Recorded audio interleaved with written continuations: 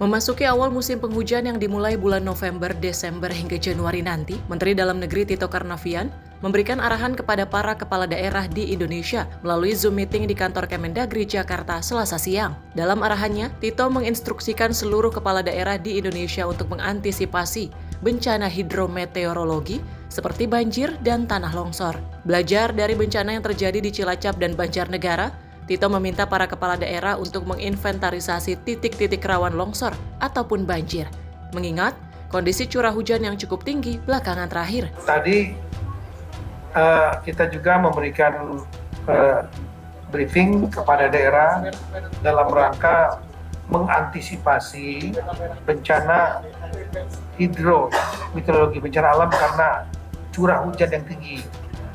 Tadi Kepala BMKG Profesor Tengku Faisal Fatani PhD, beliau sudah menyampaikan potensi curah hujan yang tinggi November, Desember, Januari, dan seterusnya.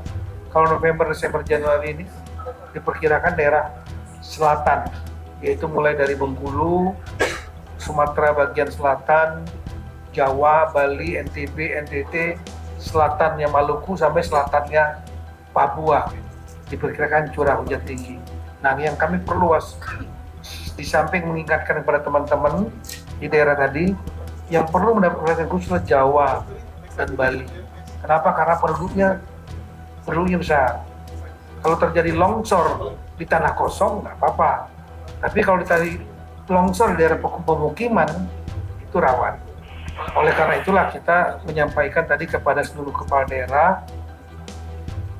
Kita tahu bahwa belajar dari bencana yang ada di Cilacap dan di Banjarnegara, longsor, maka semua daerah kita minta untuk melakukan pada daerah inventarisasi titik-titik rawan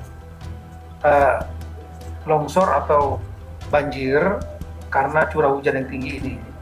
Dan kemudian setelah itu melakukan langkah-langkah untuk memitigasi itu.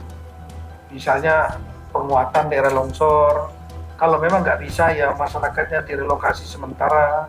Sementara itu, Kepala Pusat Data dan Informasi BNPB Abdul Muhari memastikan BNPB telah siap untuk memberikan dukungan mulai dari anggaran, ketersediaan personil, pompa, atau hal-hal yang dibutuhkan daerah dalam operasi kedaruratan dengan syarat Pemda harus menetapkan status siaga darurat. Sekiranya daerah memiliki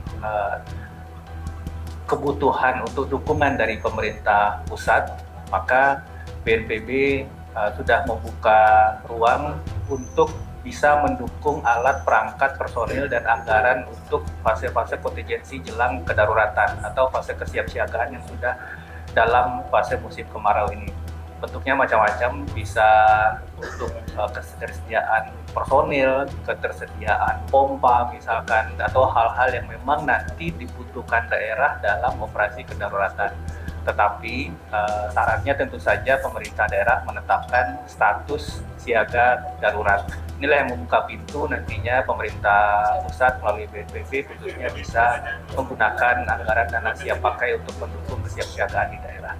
Tito pun meminta seluruh daerah agar berkoordinasi internal dengan Forum Komunikasi Pimpinan Daerah untuk menggelar apel kesiapsiagaan. Dari Jakarta, Dio Malau, Sinpo TV melaporkan.